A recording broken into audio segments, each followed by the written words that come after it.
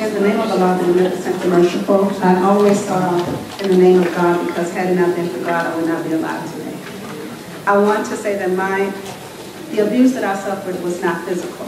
And we have to be very careful not to exclude many people who may feel that they are not victims. 80% of us who are victims do not have physical scars to prove it. There are victims, there are survivors, and there are abusers in this room right now. So we have to try to stop talking outside of ourselves and start to talk inside of ourselves too. We also have to understand that there are some places where the stats for those who make an income of over $250,000 are not calculated in abuse. And we have to make sure that they understand that they have some place to go too.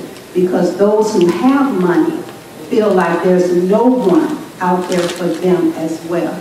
Just because I have the means to leave doesn't mean that I can leave. And those of us who don't have the means to leave may not feel comfortable speaking to those who can help because of the mistreatment we have received based upon our not having the income in order to get out. There are some legal places that you go to base your ability to pay off of your income.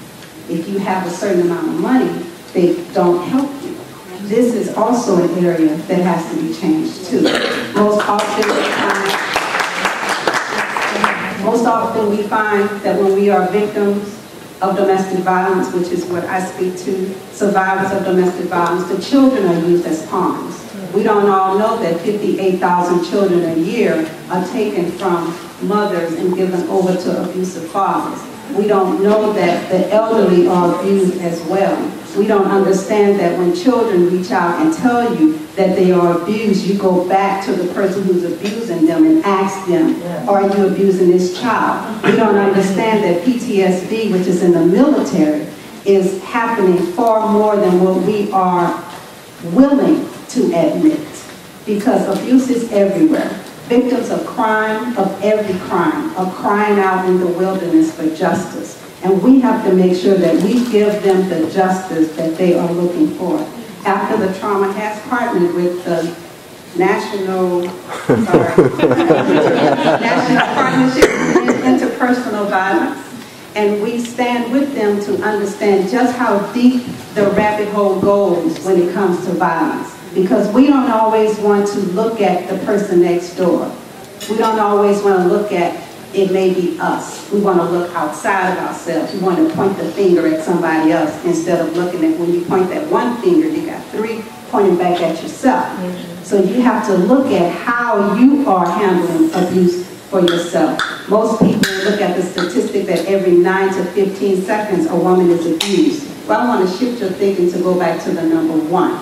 Because the number one assault of domestic violence and any violence is a verbal assault.